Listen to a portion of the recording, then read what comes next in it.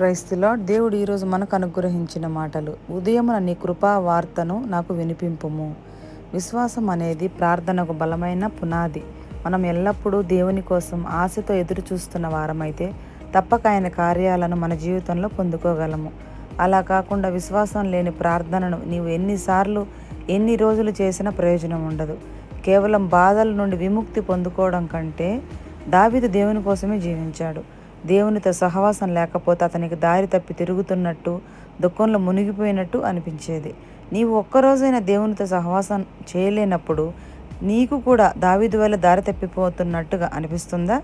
లేక ఒకరోజు ప్రార్థన చేయకపోతే ఏమైపోతుందిలే అని భావిస్తున్నావా?